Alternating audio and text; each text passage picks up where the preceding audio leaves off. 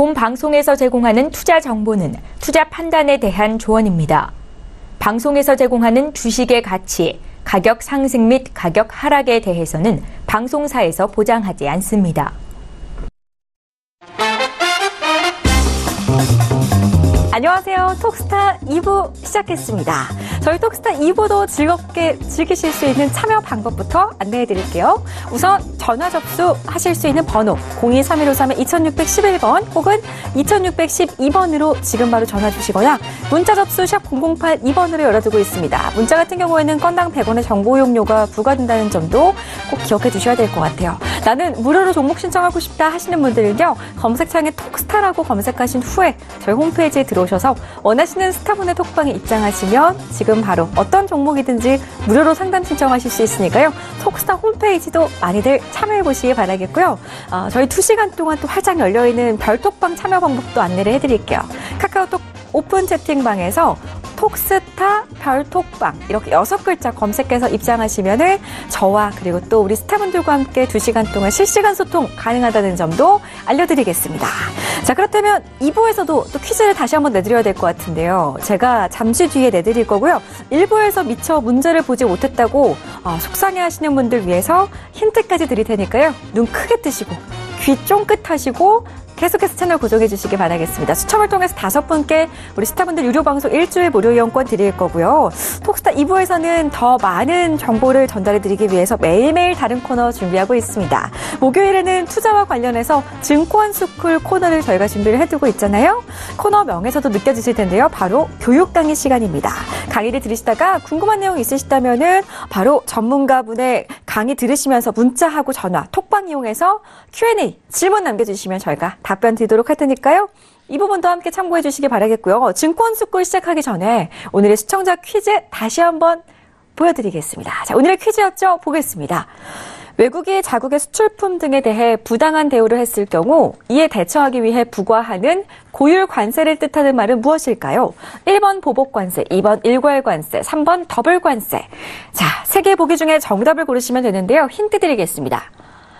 부과하는 고율 관세를 뜻하는 말은 저 왠지 비읍자가 이렇게 입에 착착 달라붙는 것 같은데 부과하는 고율 관세를 뜻하는 말은 어떤 게 정답인지 힌트 참고하셔가지고 샵 0082번으로 지금 바로 문자 보내주시기 바라겠습니다. 자, 그럼 지금 바로 증권스쿨 시작해 보도록 하겠습니다. 재테크의 새로운 패러다임 톡스타 오픈 주식, 해외 선물, 가상화폐까지 모든 투자를 한눈에 톡스타 이용 방법이 궁금하다면 검색창에 톡스타를 검색, 톡스타 홈페이지에 접속, 회원 가입 후 원하는 스타를 선택하면 준비 끝! 언제 어디서든 원하는 정보를 무료로 상담받으세요. 생활 속의 재테크 톡스타, 지금 바로 접속하세요.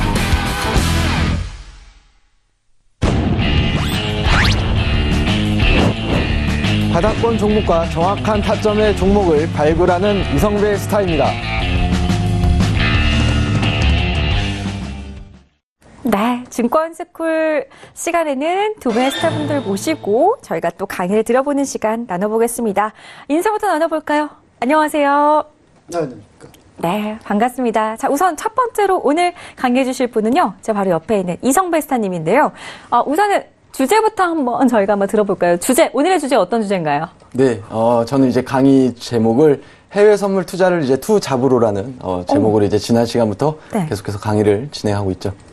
지난번에 이어서 오늘도 이어지는 내용인가요? 네, 맞습니다. 알겠습니다. 기대 많이 해보도록 하겠고요. 자, 그럼 나가주실까요? 네. 네. 강의 기대하겠습니다. 네, 지금부터 이제 지난 시간에 이어서 이제 오늘도 역시 해외 선물 투자를 투잡으로라는 소제목을 가지고 이제 2강을 시작해 보도록 하겠습니다.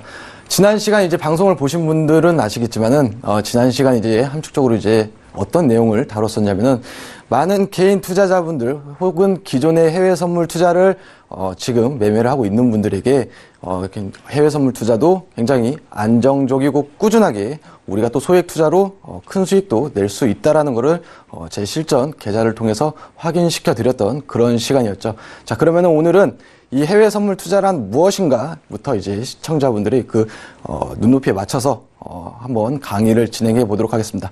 어떻게 보면 이제 입문자분들에게는 좀 새로운 내용이 될 수도 있고 기존에 거래를 하셨던 분들에게는 다소 내용이 안 맞을 수도 있겠지만은 그럼에도 불구하고 함께 하시면서 내가 몰랐던 부분이 분명 또 나올 겁니다. 이 부분을 같이 하셨으면 좋겠습니다. 자, 그러면은 강의를 진행하도록 하겠습니다. 자, 일단은 해외 선물 투자는 간단합니다. 오늘 내용을 다룰 거를 함축적으로 먼저 간략하게 말씀드리면은 내가 관심 있어 하는 투자 상품이 뭐 23시간 거래가 가능한 이런 시간 동안 위로 가든 아래로 가든 내가 예측하는 방향만 맞아 떨어진다라고 하게 되면은 이 레버리지 효과로 인해서 굉장히 소액 투자로도 큰 수익을 낼 수 있는 그런 투자 상품이다라고 보시면 되겠고요.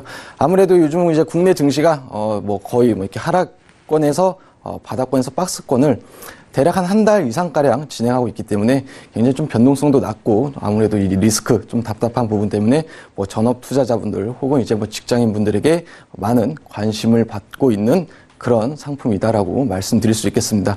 자, 오늘 일단은 선물 거래란부터 강의를 시작하도록 하고요. 일단은 선물 거래 부터 말씀드리겠습니다. 우리가 이제 앞으로 배워야 될 부분이 이 해외 선물인데 이 해외 선물이 말 그대로 뭐 해외 여행을 갔다가 이제 돌아올 때 뭐 이렇게 주변에게 뭐 선물하는 이런 해외 선물 투자는 아니겠죠. 그래서 이 선물 거래란 무엇인가부터 먼저 알아보도록 하겠습니다. 자, 일단 한자로는 뭐 앞설선에 뭐 물자를 써서 뭐 선물이고요. 영어로는 마찬가지입니다. 기프트가 아닌 이 퓨처의 의미를 담고 있는 그런 의미다라고 말씀드릴 수 있겠습니다. 일단 사전적인 내용으로는 여기 보이시는 것과 같이 약정일에 미리 정한 가격으로 또 자산을 사거나 팔아야 하는 의무가 부여된 계약이다라고 말씀드릴 수 있겠고 이 부분은 뭐 그냥 흘려 들으셔도 됩니다. 이 뒷부분에서 계속해서 자세하게 설명을 해드리도록 하겠습니다. 자, 일반적으로 이 선물 거래를 말씀을 할 때 혹은 또 교육을 할 때 많은 분들이 이 현물 거래와 선물 거래의 비교를 얘기합니다. 일상생활에서 일단 사전적 의미부터 보게 되면은 현물 거래는 말 그대로입니다. 현재 가격으로 계약과 매매가 이루어지는 게 이제 현물 거래고 대표적인 이 현물 거래가 주식 거래죠.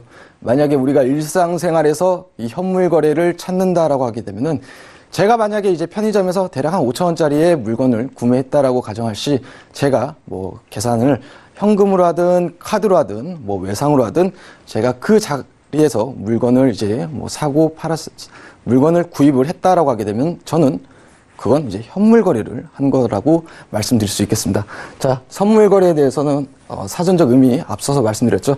현재 가격으로 미리 계약을 하고 또 실제 매매는 나중에 한다라는 게 이제 선물 거래인데 이제 좀 더 뒤로 넘어가서 설명을 해드리도록 하겠습니다.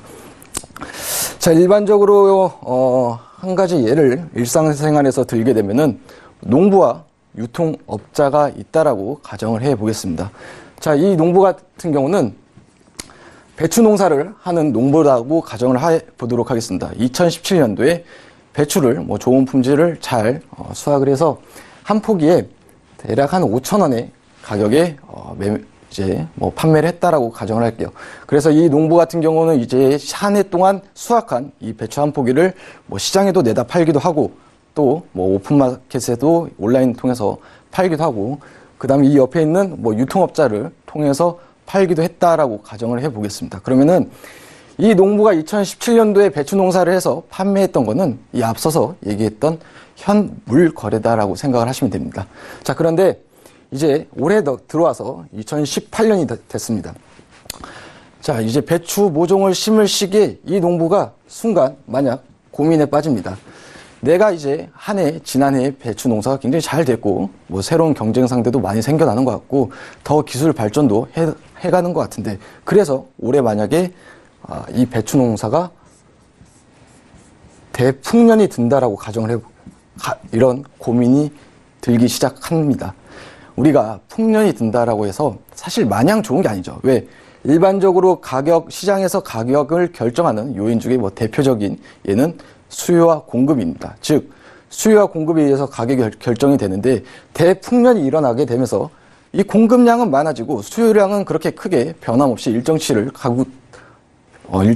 기록한다라고 하게 되면은 당연히 이 배추 가격은 아래로 떨어지겠죠. 그래서 이 농부는 이제 이런 고민 끝에 작년 한 해 거래를 했던 이 유통업자를 찾아갑니다. 그래서 지난 한 해 제가 이 유통업자에게 이런 말 합니다. 지난 한 해 동안 정말 좋은 이 배추를 잘 여러 유통업자에게 전달하지 않았습니까? 유통업자님도 뭐 재미를 보시지 않았습니까? 자, 제가 지금 이제 올해도 이제 지난해와 같이 배추를 한번 잘 심어 보려고 하는데 우리 미리 계약을 하죠라고 먼저 제안을 합니다. 그래서 이 유통업자도 사실 뭐 가격 그렇게 크게 염려할 이유가 없죠. 좋은 물건을 먼저 공급을 받고 이 공급량에 대해서도 걱정이 없다라고 가정을 하고 이런 판단하에 2018년 배추 모종을 심을 시기에 미리 계약을 합니다. 5,000원에. 그래서 이 한 해 동안 이제 배추 농사를 부지런히 지었고 이 농부가 예측한 대로 아니나 다를까 이 한 해 동안 이 배추 농사는 대풍년이 일어나게 됩니다. 심지어 시장에 배추가 남아 돌기 시작합니다. 그렇게 해서 가격이 4,000원으로 떨어지고 한 포기에 3,000원으로 떨어지게 됩니다. 하지만은 이 농부 같은 경우는 사실 걱정이 없죠. 왜? 이미 유통업자와 거래를 5,000원에 했기 때문입니다. 그렇게 해서 이 농부는 예상한 대로 이제 리스크를 회피하면서 이제 작년과 같은 매출을 일으킬 수 있는 게 이제 선물 거래가 아니고 방금 얘기한 거는 뭐 선도 거래다라고 말씀드릴 수 있겠습니다. 자, 만약에 이 농부가 만약에 풍년이 아니고 만약에 흉년이 일어나게 되면서 배추의 희귀 품종 형상으로 6,000원이 되고 7,000원이 된다 하더라도 어떻게 보면 이 농부는 그렇게 큰 리스크가 없이 안정적인 거래를 할 수 있겠죠. 자, 앞서서 말씀드렸습니다. 이거는 제가 방금 말씀드리는 거는 선도 거래와 선도 거래입니다. 이 앞서 계속해서 설명을 드리는 거는 선물 거래를 이제 설명을 해드리고 있는데 선도 거래와 선물 거래는 사실 그렇게 큰 차이가 나지 않다라는 걸 먼저 이제 쉽게 이해시켜 드리기 위해 이 예를 말씀드렸고요. 자, 만약에 이 농부와 유통업자 사이에서 정확하고 투명한 정보를 제공해 주고 그 결제를 깨끗하게 약속을 이행할 수 있는 그런 중간에 만약에 기관이 있다라고 하게 되면은 이 기관이 이제 뭐 정산소 거래소다라고 말씀드릴 수 있겠습니다. 그래서 이 당사자 간의 거래가 아닌 중간에 기관이 하나 껴있다라고 하게 되면 이게 바로 선물거래고요. 만약에 이 같은 예로 든다라고 하게 되면은 대략 한 농협중앙회 정도는 뭐 예를 들 수 있지 않을까 싶습니다. 그래서 이 앞서 말씀드린 예로는 선도거래, 당사자 간끼리 뭐 대금도 지급하고 상품도 수령을 받는 이게 이제 선도거래고요. 아래 설명을 보시면은 어떻게 보면 단순할 수도 있어요. 뭐 실제 농가에서도 아직도 이루어진다라고 알고 있고요. 거래 상대방의 신용을 모르기 때문에 이 거래 위험이 분명 존재를 합니다. 거래가 어떻게 보면은 그렇게 항상 리스크가 따르죠. 잘 이행될지 또 이행이 되지 않을지. 자, 그러면은 선물 거래는 이 청산소가 있습니다. 그렇기 때문에 이 청산소가 상대방의 이제 신용을 대신 보증해 준다라고 말씀드릴 수가 있겠습니다. 그렇게 해서 이제 뭐 매수자도 매도자도 그렇게 큰 걱정 없이 활발하고 원활한 거래가 이루어질 수 있겠죠. 자, 그러면은 우리가 이제 TV를 뉴스를 보다가 어느 날 이런 뉴스를 접하게 됩니다. 산유국 국가에서 원유를 감산을 약속을 하고 이행하겠다라고 접하게 됩니다. 즉 이제 국제 유가 해외 선물로 따지면은 뭐 오일이라는 상품을 예로 든 거고요. 방금 제가 말씀드리는 거는 이제 공급량을 줄이겠다라는 겁니다. 그렇게 되면 이제 당연히 앞서 말씀드린 대로 이제 공급이 줄어드니까는 가격이 자연스럽게 올라가겠죠. 자, 그런다 하더라도 우리가 일반적인 개인 투자자가 그러면은 원유를 뭐 잔뜩 사야지라는 생각으로 뭐 비행기를 타고 뭐 사우디에 따라가서 뭐 원유를 사오기는 사실 뭐 불가능하죠. 자, 그렇기 때문에 우리가 이제 컴퓨터나 뭐 MTS, 뭐 HTS나 MTS를 통해서 이 청산소, 즉 거래소와 연계된 증권사를 통해서 선물 거래를 할 수 있다라고 생각하시면 됩니다. 앞서 말씀드린 이 선물 거래는 뭐 오일뿐만이 아니고 뭐 금거래도 있고요. 뭐 S&P 지수도 있고 우리나라 코스피 200 지수도 있고요. 그 밖에 뭐 팔라듐, 은 굉장히 많은 상품들이 존재한다라고 아시면 되겠습니다. 자, 그러면은 대략 여기까지 말씀드렸을 때 이제 선물 거래가 어떤 건지 아셨을 거다라고 생각을 하고요. 일반적으로 주식 투자와 해외 선물 투자와 비교를 한번 해 보겠습니다.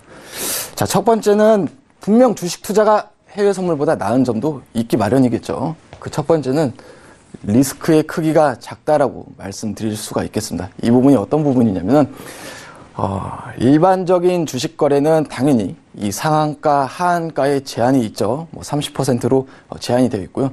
뭐 이제 뭐 거래, 뭐 적립매매 기간 같은 경우는 뭐 상한가, 하한가 또 없이 뭐 위아래로 뭐 100%도 움직이기도 하지만은 자, 일반적인 예를 놓고 설명을 해 드리는 겁니다. 하지만은 해외 선물 같은 경우는 상한가의 개념도 없고 하한가의 낙폭 제한도 없습니다. 그러다 보니까는 극단적인 예로 굉장히 하루에도 말도 안 되는 수익도 가능하되 리스크만 놓고 본다라고 하게 되면은 하루에 내가 가진 돈을 끝없이도 굉장히 좀 투자 손실을 입을 수 있는 그런 상품 맞습니다. 그렇기 때문에 리스크의 크기만 놓고 본다라고 하게 되면은 아무래도 주식 투자가 해외 선물보다는 더 안정적이겠죠. 거꾸로 수익률을 계산을 해서 본다면은 말도 안 되는 수익도 가능한 이런 해외 선물입니다. 자, 두 번째는 이 장기 투자나 자산 보유 측면에서 좋다라고 적혀 있습니다. 일반적으로 요즘은 개인의 뭐 자산가 혹은 투자자들도 투자 환경이 많이 좋아지게 되면서 뭐 일부는 현금화, 또 일부는 부동산, 일부는 주식을 보유하게 되면서 굉장히 좀 다양하게 포트폴리오를 구성을 하는데요. 이런 포트폴리오 구성에는 이 해외 선물이 들어갈 수가 없습니다. 왜 그러냐면은 해외 선물은 만기라는 개념이 있습니다. 내가 아무리 오랫동안 보유하고 싶다 하더라도 앞서 설명한 그 결제가 이행되는 그 거래일이 다가오게 되면은 내가 어떤 포지션이든 그게 마이너스권이든 수익권이든 내가 뜻하지 않는다 하더라도 정리가 되기 때문에 상당히 보유 측면에서는 분명 주식 투자가 낫다라고 말씀드릴 수 있고요. 더 나아가서는 이제 주식 투자 같은 경우는 이제 뭐 증여도 가능하고 상속도 가능하죠. 상폐가 되지 않는다라고 가정하게 되면 그런 부분에서는 이 해외 선물은 굉장히 내가 오랜 기간 보유할 수 없는 그런 투자 상품은 맞다라고 말씀드릴 수가 있겠습니다. 자, 그 다음 이 배당금에 대해서 설명을 해드리려고 하는데 모든 주식 종목들이 다 배당금을 지급하는 건 아닙니다. 반대로 이제 내가 정말 좋은 종목에 투자를 했고 내가 투자한 종목의 주가도 오르고 또 배당금까지 받게 되면은 뭐 일석이조의 효과도 보고 또 더 나아가서는 뭐 연말에만 배당금을 실시하는 게 아니고 중간 배당을 실시하는 종목들도 있기 때문에 이런 배당금의 매력도 분명 주식 투자에서는 존재한다라고 말씀드릴 수 있겠습니다. 자, 그렇게 해서 일단은 주식 투자가 해외 선물 투자보다 나은 점에 대해서 설명을 해드렸다라고 하게 되면은 이번엔 반대로 이 해외 선물 투자가 주식 투자보다 나은 점에서 설명을 해보도록 하겠습니다. 자, 첫 번째가 레버리지 효과입니다. 저도 이게 가장 큰 장점이자 매력이 아닐까라는 생각을 하는데, 자, 지금 보시게 되면은 여기는 이제 크루드 오일이라는 투자 상품이고요. 여기는 이제 골드라는 투자 상품입니다. 자, 이 부분을 설명해 드릴게요. 여기 자세히 보시게 되면은 이 계약 단위라는 이게 표시가 되어 있습니다. 계약 단위가 되어 있고 여기는 이제 1000이라고 나와 있습니다. 오일이고요.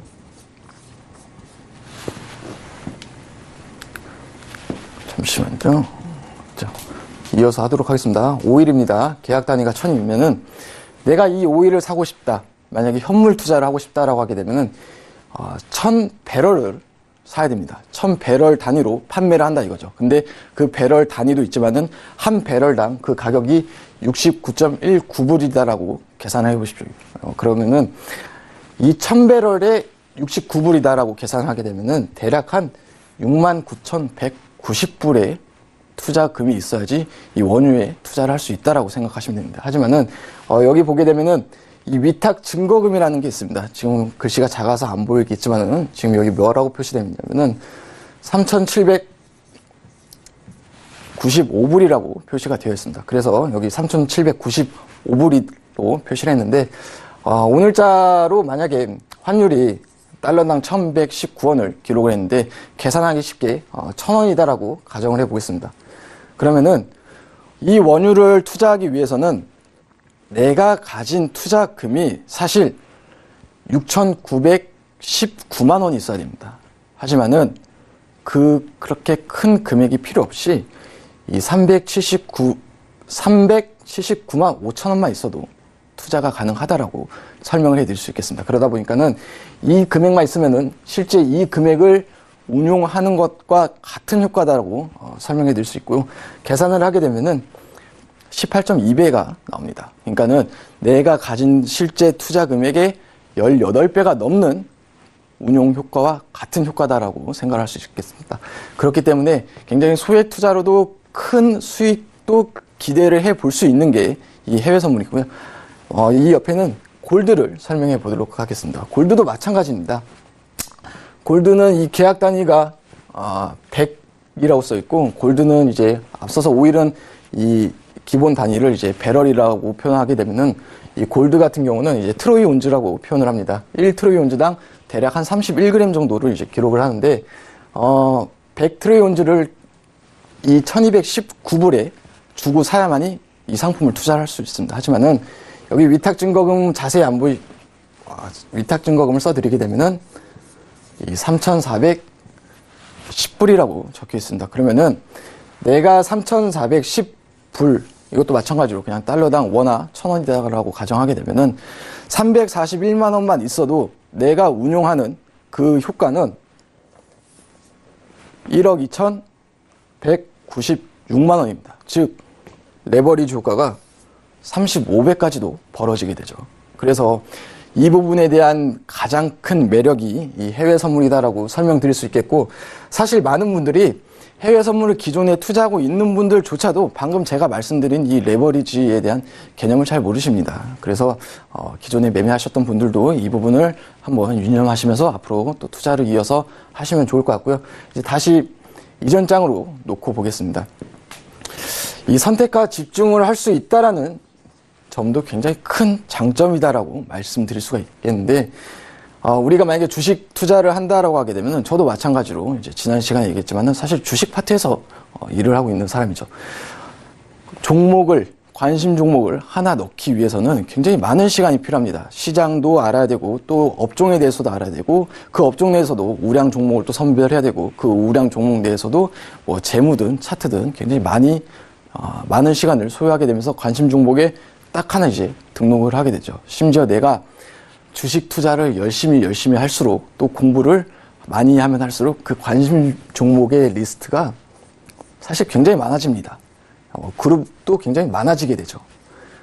그러다 보니까는 이제 내가 어떤 상품이든 어떤 종목이든 좀 집중해서 매매를 할 수 있다라기보다 굉장히 또 항상 선별하기 위한 노력이 필요하다라고 하게 되면은 이 해외 선물은 앞서 말씀드린 대로 만기의 개념이 있습니다. 항상 어느 시점이 되면은 이제 끝나고 하기 때문에 인기 상품, 내가 잘 맞는 상품만 오늘도 매매를 해도 되고, 또 내일도 투자를 해도 되고, 내일 모레도 계속 같은 상품만 투자를 할 수가 있습니다. 그러다 보니까는 많은 거에 대한 뭐 뉴스나 뭐 집중을 할 필요 없이 내가 관심 있어 하는 그런 종목과 상품에서만 계속적으로 이제 관심 있게 뉴스로만 검색을 하게 된다면은 우리가 어렵지 않게 그 종목에 대해서 뭐 해박한 지식까지도 얻게 되는 그런 과정을 겪게 되는 것 같습니다. 자, 그 다음 두 번째로는 이제 세 번째죠. 매매 시간대의 자유로움입니다. 가장 큰 장점 중에 분명 하나입니다. 하루가 24시간이다라고 기준을 잡았을 때는 이제 23시간 거래가 가능합니다. 그러다 보니까는 뭐 요즘 기준으로는 7시부터 저녁 새벽 6시까지 거래가 가능하니까는 내가 아침이든 점심이든 뭐 저녁이든 심지어 직장인 분들 같은 경우는 퇴근 이후에도 또 뭐 심야에도 거래가 가능하기 때문에 아무래도 이 부분에 있어서 많은 직장인분들에게 인기를 얻는 그런 부분이 아닌가라고 생각이 들고요. 자, 마지막으로는 뭐 양방향 거래가 가능하다라는 겁니다. 일반적으로 주식 투자 같은 경우는 이제 사실 뭐 가치 투자다라고 개념을 잡았을 때는 내가 계산했던 그 기업의 가치보다 낮았을 때 다시 그걸 종목을 매수를 하게 되고 그 기업의 가치에 도달했었을 때 매도를 하게 되면서 어느 정도 뭐 이익 실현한다라고 하게 되면은 해외 선물은 그게 이제 올라가든 내려가든 어떻게 보면은 매도가 우선순위로 먼저 주문이 들어갈 수가 있습니다. 그러다 보니까는 항상 수익을 내줄 수 있는 그런 기회는 제공해 준다라는 거죠. 그러다 보니까는 이 부분이 이 앞서서 얘기했던 주식 투자보다 더 나은 점이다라는 점 설명해 드렸고요. 앞서서 이제 이 부분에 대해서 간략하게 설명해 드리게 되면은, 그렇습니다. 지금 자세히 안 보이겠지만은, 이 원유 같은 경우는 이제 호가가 한우가 움직일 때마다 대략 한 10불씩 움직이고요. 뭐 원화로 계산했었을 때, 1,000원으로 계산했었을 때, 한 10,000원씩 움직인다. 자, 그리고 여기도 마찬가지입니다. 여기도 이제 소수점은 0.1씩 움직이지만은, 이 부분 역시 10불씩 움직이고요. 주식 같은 경우는 이제 호가의 단위가 주가의 그 가격 범위에 따라 다르죠. 뭐 5원에서 1원, 5원, 10원, 뭐 50원, 100원, 뭐 500원 이렇게 출발한다고 하면은 이거는 이제 어떤 가격 범위에 있다 하더라도 그 틱에 대한 가치가 변하지 않습니다. 그렇기 때문에 이 부분에 대해서도 뭐 그렇게 크게 뭐 염려하시거나 뭐 하면 좋을 것 같습니다. 자, 그렇게 해서 만약에 이제 오늘 배웠던 부분을 정리를 하게 된다라고 하게 되면은 이런 것 같아요. 자, 선물 거래가 있고 이제 주식 거래가 있다라고 하게 되면은 맨 처음에 농부에 대해서 설명을 해드렸죠. 사실 거래 목적 자체는 위험 회피가 맞습니다. 그렇기 때문에 주식 같은 경우는 이제 정말 그 기업에 대해서 뭐 투자를 목적으로 한다라고 하게 되면은 태어난 탄생 배경을 놓고 봤었을 때 선물 거래는 위험 회피, 즉 어떻게 보면은 해지 거래 상품이다라고 말씀드릴 수 있고요. 자, 만기 여부 앞서 말씀드렸죠. 이거 같은 경우는 이제 일반적으로 한 달, 해외 선물 기준은 보통 한 달이 맞고요. 국내 선물은 이제 석 달을 기준으로 하고 있습니다. 자, 주식 거래는 이제 상장 폐지가 되지 않는 이상 만기가 없죠. 즉, 계속적으로 보유가 가능합니다. 자, 손익 구조도 마찬가지입니다. 상승, 매수, 매도, 위로 간다 하들, 아래로 간다 하들, 내가 예측하는 방향만 맞아 떨어진다라고 하게 되면은 어떤 방향으로 움직인다 하더라도 수익 실현이 가능한 점. 하지만 주식은 반대죠. 무조건 올라가야 됩니다. 자, 그 다음 이제 관심 종목도 말씀드렸습니다. 선물 거래는 내게 맞는 상품만 집중적으로 오늘도 내일도 다음 달도 내년도 한 가지 상품만 줄곧 매매가 가능한 이런 장점이 있고요. 주식은 뭐 시장도 파악해야 되고 업종도 파악해야 되고 뭐 또 종목별 차별화에 대한 장세까지도 파악을 해야 되다 보니까 굉장히 좀 어렵죠. 레버리지 효과도 굉장히 좀 말씀드렸고 여기는 잘못되었는데 보통 한 10배에서 40배까지 굴러간다라고 생각하시면 되십니다. 자, 그 다음 주식은 뭐 레버리지가 없죠. 그 다음 일반적인 이론으로는 널리 알려져 있는 이론입니다. 선물 거래와 주식 거래, 뭐 이런 차이점과 특징, 장단점이 있다라고 말씀드렸는데 사실 제가 이제 많은 주위분들이나 투자자분들에게 드리는 말씀은 그겁니다. 운용 자산, 즉 투자금이 적다라고 하게 되면은 선물 거래가 맞고요.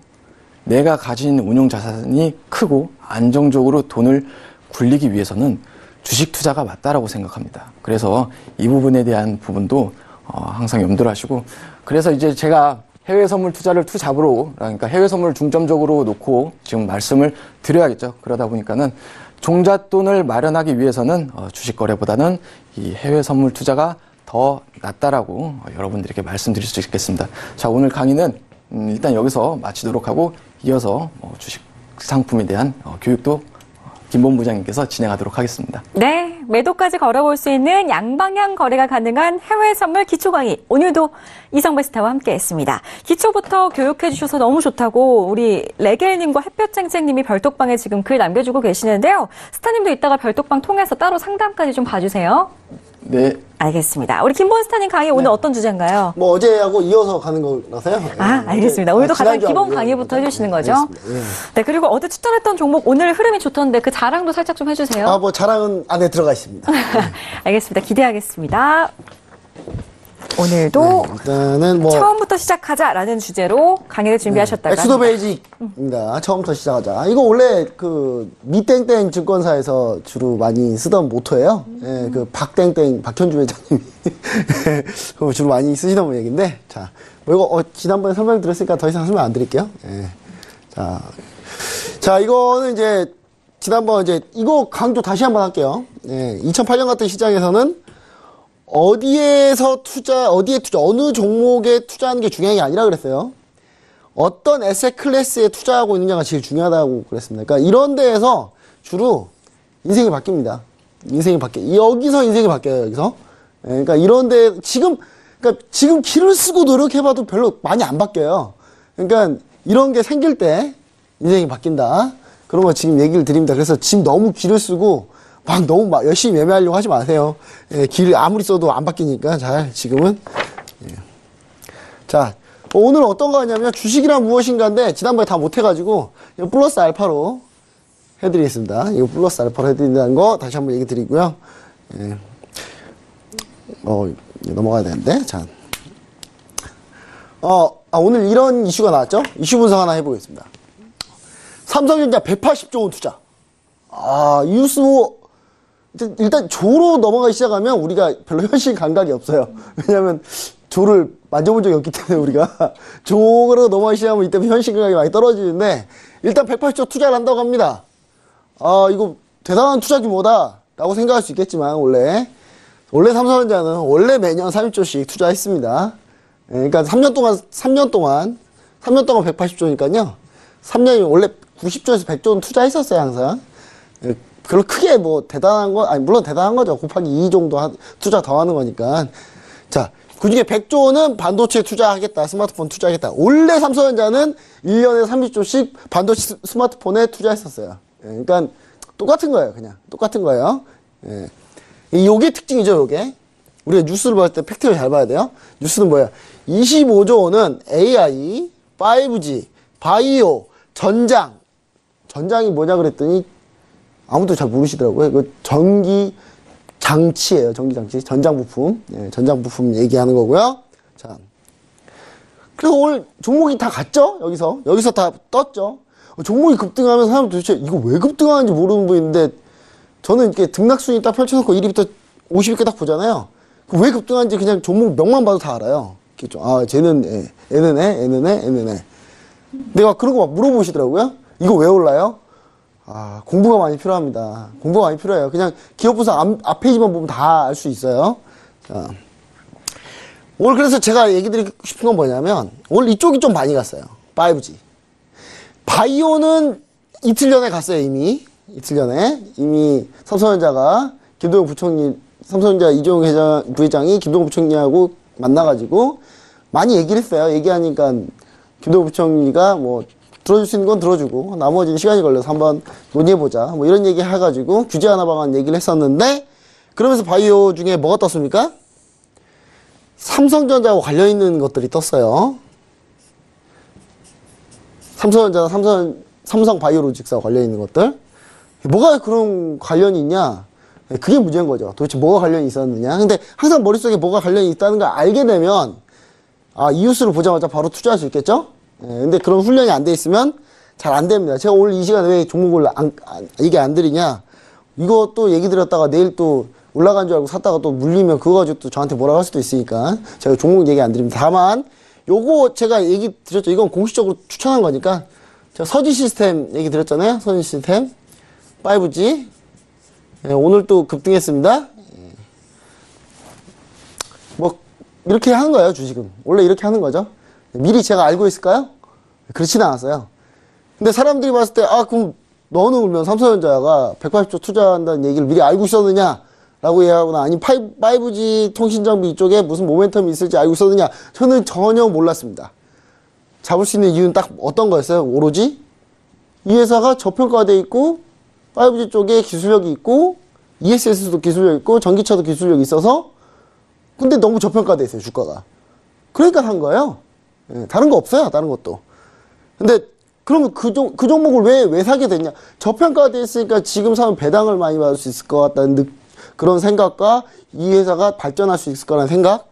약간 장기적 모멘텀을 보는 거죠. 예. 그럼 이 종목을 어떻게 찾았느냐를 제가 이제 얘기를 드리려고 하는 겁니다. 일단 삼성전자 얘기는 여기서 끝나진 않을 거고요. 이 다음 장도 있는데 자 이게 삼성전자 차트입니다. 차트예요. 자 우리가 한번 볼게요. 보시면 삼성전자 이때가 참 안 좋았어요. 그쵸? 2008년 이때 지금 워낙 주가가 많이 올라서 그 주가가 많이 올랐다가 이게 어떻게 됐습니까? 지금 액면 분할해가지고 지금 주가 바뀌었잖아요, 다. 그래서 감이 안 올 수도 있습니다. 근데 이때 어땠냐면, 이때 30만원까지 떨어졌었어요. 30만원. 지금 46,900원인데 삼성이 비싸지 않냐. 이거 예전에 액면 분할 전입니다. 30만원. 어느 때에서 70만원대에서 70에서 30만원까지 떨어졌습니다. 반토막이 났어요. 30만원 더 밑으로 더 뚫었어요. 근데 이제 그런 상태였는데 그럼 삼성전자가 어떻게 쭉 올라오게 됐느냐. 저는 삼성전자가 얼마나 무서운 회사인지를 얘기 드리고 싶습니다. 왜냐하면 삼성전자는 반도체가 원래 주업이죠. 반도체. 메모리 반도체. 반도체도 비메모리 있고 메모리가 있는데 예, 그 비메모리 쪽은 인텔이 워낙 세가지고 경쟁을 할 수가 없어요 도저히. 예, 메모리 쪽으로 가는데 우리 반도체 쪽에서 삼성전자가 주로 D램이죠. D램에서 현재 1위지 않습니까? 1위. 근데 이 반도체 사업 이 업황의 특징을 알아야 돼요. 그러니까 제가 얘기 드린 건 업황을 먼저 알아야 된다는 얘기를 좀 드리고 싶은 거예요. 그러니까 주식이 무엇인가를 알고 그 다음에는 경기순환을 알고 경기순환을 알면 업종하고 업황을 알아야 돼요. 그러니까 업종과 업황을 좀 간략하게 얘기를 드리자면 반도체는 어떤 산업이냐면 규모 경제입니다. 규모 경제. 규모 경제가 뭐냐면 무조건 규모 크고 시설 설비 많은 데가 1위에요. 장땡이에요 무조건. 무조건 비용이 쌉니다. 이런 회사들이. 삼성전자가 D램을 생산하면요 원가가 제일 싸요. 원가가 제일 싸요. 그러니까 경쟁자들이 삼성전자를 이기려면은 삼성전자보다 더 싸게 팔아야 되겠죠? 기술력이랑 가격이 삼성전자가 제일 싼데 걔를 이기려면 가격을 더 후려쳐서 팔아야 될 거 아니에요? 근데 못 후려치죠. 왜냐면 도저히 게임이 안 되니까. 게임이 안 되니까 가격 차이가 납니다. 그때 삼성전자가 이때 어떤 선택을 하느냐? 경기가 안 좋으면 라인을 줄이고 그러면서 좀 줄여야 돼요. 왜냐면 반도체는 한 번 공장이 돌아가기 시작하면 24시간 365일 단 한 번도 안 쉬고 계속 돌아가야 돼요. 왜냐? 멈췄다가 다시 가동하는데 몇백억 들어요. 다시. 멈췄다가 다시 돌리자 그러는데 몇 시간, 며칠이 걸리고요. 그러면서 공장을 다시 돌리는데 비용이 수백억이 발생합니다. 그러니까 반도체 공장은 그냥 일상이 계속 찍는 거예요. 계속. 한 번 라인 들어가기 시작하면 못 멈춰요. 공장 문 닫을 때까지. 근데 삼성전자 여기서 어떤 선택을 하느냐? 더 늘립니다. 어떤 느낌으로 더 늘렸을까요? 너네 한번 다 죽어봐라 하면서 더 늘려요. 이때. 그러면서 실제로 하나씩 죽기 시작합니다. 그래서 독일의 키몬다가 먼저 망합니다. 유럽에 있는 반도체 회사들이 거의 대부분이 다 초토화가 됩니다. 여기서. 2008년 9년에 거의 다 멸망을 해요. 거의 멸망한다고 해야 될 정도로 멸망을 해요. 그 다음에 2010년, 11년 올라오면서 대만부터 시작해서 거의 모든 반도체 회사들이 거의 다 묻어있기 시작합니다. 전부 다 죽죠. 살아남지 못합니다. 아무도. 마지막이 12년, 14년 오기 시작하면서 LP다부터 시작해서 일본 반도체 회사부터 해가지고 전부 다 거의 다 전멸을 하게 됩니다. 그러니까 지구상에 메모리 반도체 하는 회사들이 거의 대부분이 초토화가 됩니다. 완전히. 근데 삼성전자가 왜 그렇게 했냐? 이때를 노린 거죠, 이때를. 수요가 어마어마하게 증가하는 이때를 노린 겁니다. 이때 그래서 경쟁사를 다 치킨 게임으로 없앤 다음에 그 다음에 올라온 회사예요, 이 회사가. 얼마나 대단한 회사냐는 얘기보다는 정말 무서운 회사이기도 합니다. 근데 마찬가지, 스마트폰도 마찬가지인데, 스마트폰도 삼성전자는 정확하게 어떤 생각을 하느냐. 어차피 스마트폰 된다 생각합니다. 근데 누가 이길지 모르겠죠. 그래서 애플한테는 부품을 팔아요. 그리고 구글에서 받아가지고 스마트폰을 직접 생산합니다.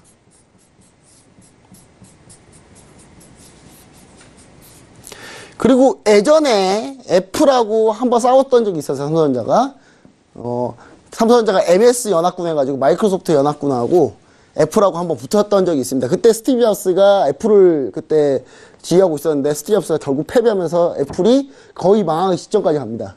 그러니까 스티브 잡스가 우리가 흔히 뭐 애플을 뭐 대단히 올려놨던 사람 이렇게도 생각하는데 애플을 한번 망하게도 했던 분이에요, 그분이. 예, 그래서 그 뒤로 다시 살려놨지만, 예. 그리고 나서 이제 다시 한번 연합군을 구성하기 위해서 하는데, 이때 이제 마이크로소프트가 또 이상한 걸 또 스마트폰에 진출해요. 그래가지고 이때 옴땡땡이라는 스마트폰을 만들죠. 삼성전자. 삼성전자 이 세 개를 동시에 해요. 뭐가 될지 모르니까. 일단 스마트폰으로 무조건 해볼 거고. 그래서 삼성전자가 애플, 구글 이쪽에 성공을 하죠. 그때 우리나라가 막 그랬어요. 삼성전자가 막 우리나라 국민들 중에 몇몇 분들은 삼성전자가 애플폰 따라한다. 저거 애플폰 따라 삼성전자 사지 말자 하면서 애플을 사자 그래서 애플 샀어요. 근데 참 바보 같은 소리죠. 애플을 한 대 살 때마다 삼성전자 배터리, 삼성전자 그 디램, 랜드 다 팔리고 있거든요. AP칩도 이때 삼성전자 거였어요. 애플이. 그러니까 그분은 삼성전자 싫다고 애플을 샀는데 오히려 삼성전자 도와줄 거리죠. 예. 살려면 아예 안 샀어야 되는데, 그쵸? 예. 삼성이 약간 그렇게 시장을 장악합니다. 시장을 그런 식으로 장악해가는 그런 그룹이거든요. 되게 무서운 회사예요. 예.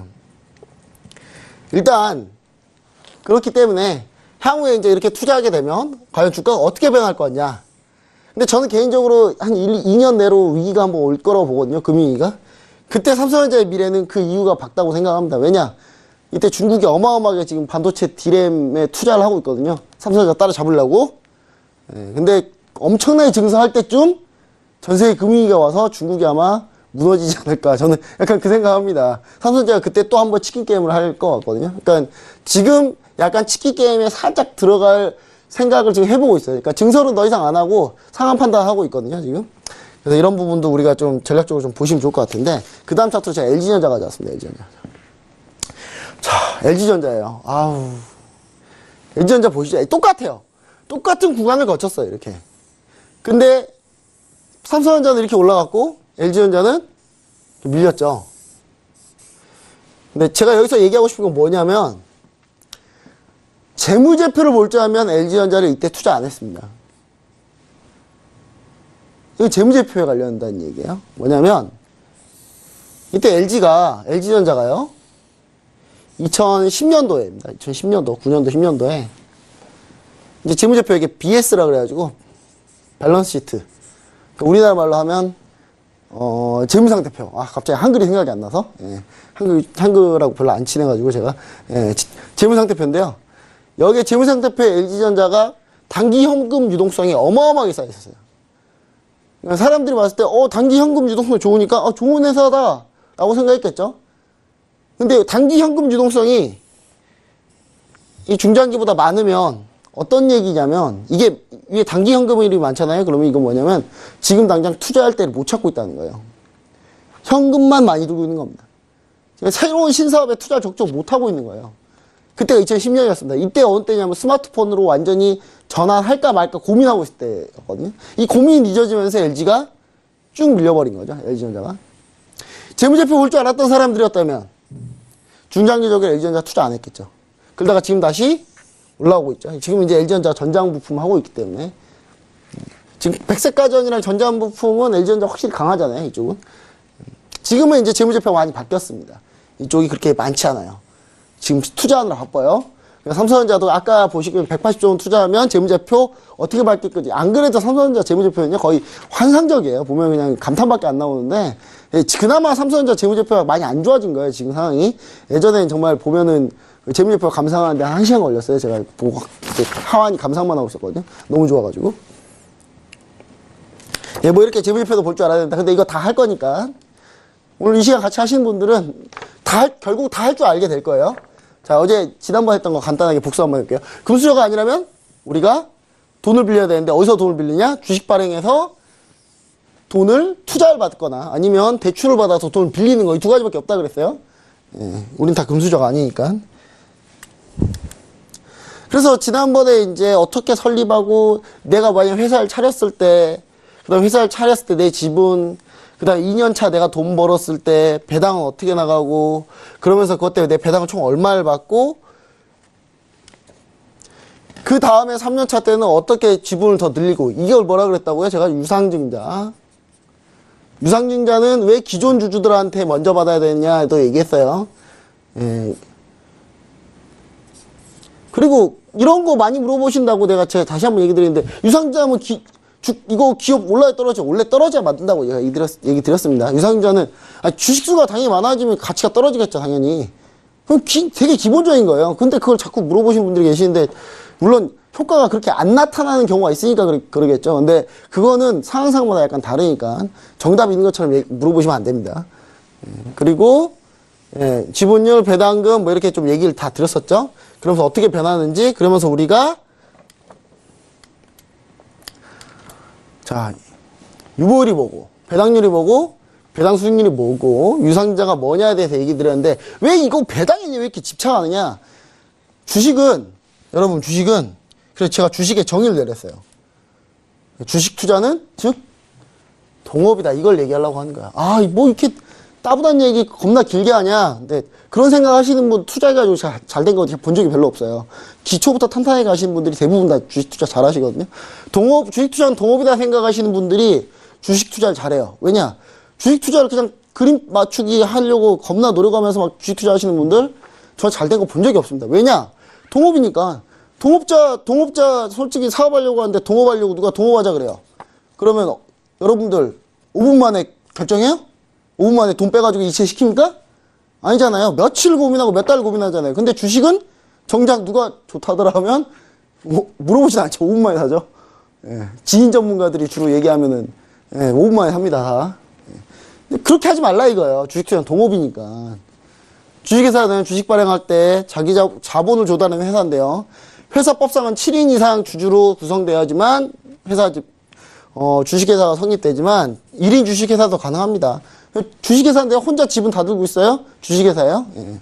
주식회사 무슨 마치 주식회사 하면 주주 어마어마하게 많을 것 같고 그거 다 거짓말이에요. 그러니까 설명회 같은 데 강남에 이제 보면은 막 이상한 사람들 와가지고 막 이번에 돈스코이오 뭐 이런 것도 있잖아요. 돈스코이오. 돈스코이오도 뭐 와가지고 막 사람들이 막 우리 주식회사인데 1인 주식회사 된다고요. 그런데 속지 말라고요, 좀 제발. 자, 일단 뒤에 더 있습니다. 더 있는데 제가 뒤에 내용은 다음 시간에 또 추가적으로 해볼 텐데 어떤 내용들이 있냐면요. 보시면 아시겠지만 상장부터 시작해서 어떤 게 좋냐 뭐 이런 거 다 제가 해놨으니까 그래서 결론적으로 뭐냐면 이걸 전체적으로 할 거라는 거 앞으로 2강 오늘 했으니까요. 다음에는 꼭 여기까지 한번 해보도록 하겠습니다.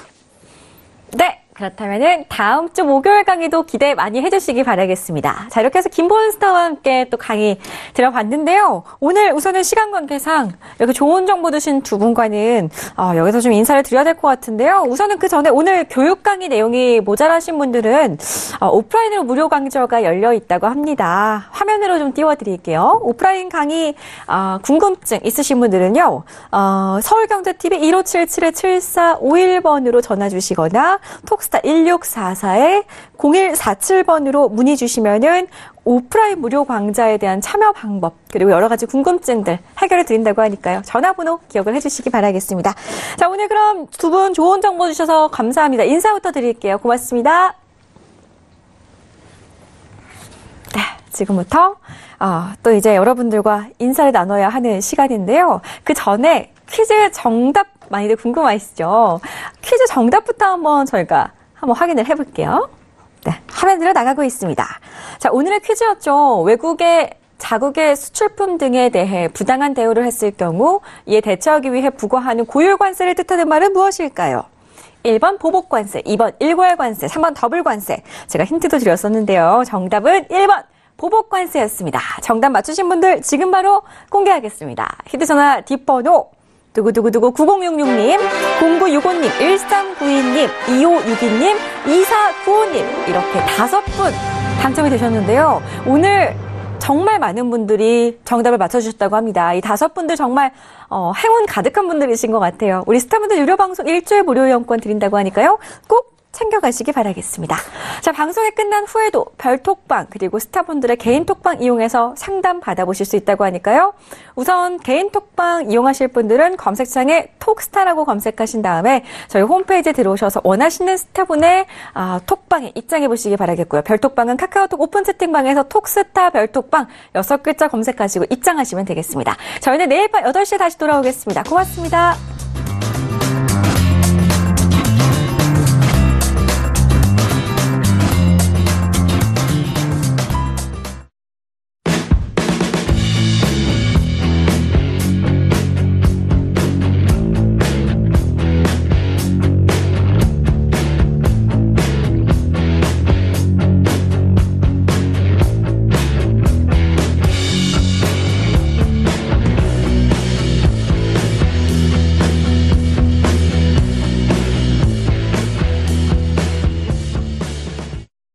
본 방송에서 제공하는 투자 정보는 투자 판단에 대한 조언입니다. 방송에서 제공하는 주식의 가치, 가격 상승 및 가격 하락에 대해서는 방송사에서 보장하지 않습니다.